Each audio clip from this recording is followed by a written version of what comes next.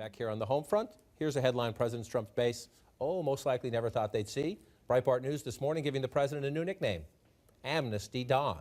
Here's why. President Trump dropped in on a meeting yesterday between reporters and his chief of staff, John Kelly. The chief's goal was to lay out a tough White House posture for coming immigration negotiations with the Congress. But the president apparently had some other ideas. Do you want citizenship for Dreamers? We're going to morph into it. It's going to happen at some point in the future. Morph into it? Over a period of 10 to 12 years, somebody does a great job. They've worked hard. It gives incentive to do a great job, but they've worked hard. They've done terrifically, whether they have a little company or whether they work or whatever they're doing. If they do a great job, I think it's a nice thing to have the incentive of, after a period of years, being able to become a citizen. It was announced a short time after that meeting that Chief of Staff Kelly is staying behind in Washington and not traveling to Davos. The White House says he decided it was best to stay back for immigration talks. And you can bet his call list includes some House conservatives who view what you just heard the president say as amnesty. So what was the president trying to do?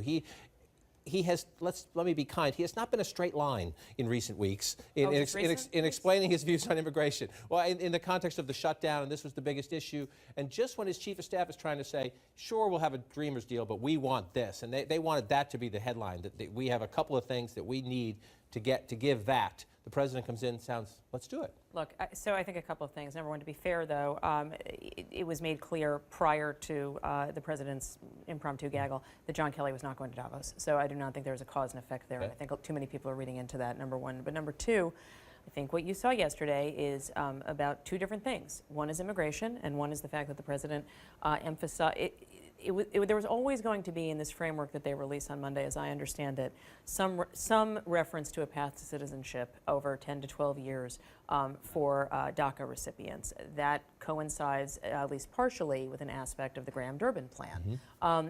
What the president was not supposed to do was emphasize that almost to the exclusion of everything else, and the incenting, and wouldn't it be nice to have an incentive for people to do well, and so forth. There is a much harder line that members of the administration and the White House were expected to take in a background briefing. But I think the other thing that you saw, and honestly what this was about, was not the president wanting to stake his claim on immigration policy. I think it was the president wanting to demonstrate to a chief of staff who he felt one-upped him, essentially, by going on Fox News and by telling the Hill that the president was not fully informed in his opinions about a border wall. He wanted to show who was boss. I'm in charge here, yeah. as Al Haig once said. So we're back to that, but to your point about the emphasis, of course, there's going to be legal status and perhaps a path to citizenship for the Democrats to accept a deal. But that is a beyond an eat your peas moment for a big chunk of House Republicans. Correct. And so for the president to be emphasizing that up front is just anxiety.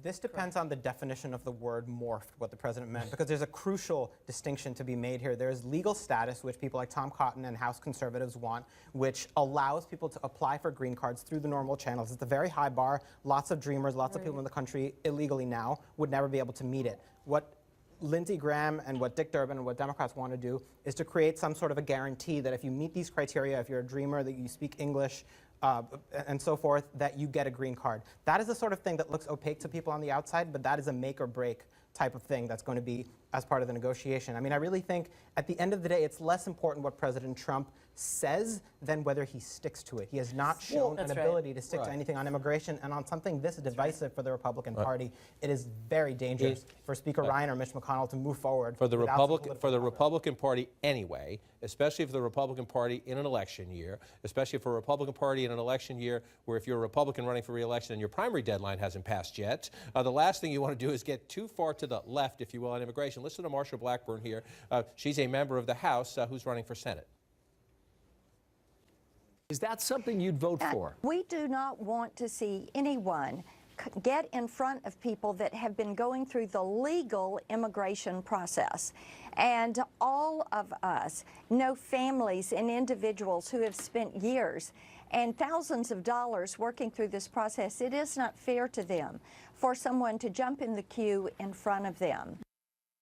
John, that's the exact same rhetoric that we heard covering the immigration debate in 2007, over 10 years ago. It's the same talking points, and it's the same problem for the Senate in 07 and in 13, is the fact that you've got folks in the House, and not just Blackburn who's running for the Senate, but folks in the House who politically care more about their primaries than general elections. Right. Okay? But doesn't that get back And to you add Maggie's that- point? hold on That a the second. president's supposed to move them before he And starts you add to emphasizing that- citizenship. And you add to that the fact that a lot of them saw Eric Cantor lose his primary in 2014 out of the blue, in large part because of this issue. So that they have great fear about being seen as too liberal on this issue and being cantored, to create a verb. So I think that the fact is on Trump, yes, they're looking for some kind of cover from Trump. He's never going to give that to them because he's going to be here one day and over there the next. So they can keep waiting for that. It's not going to happen. Which brings us to the calendar, because it's January 25th, and like the witching day is somewhere around March 5th.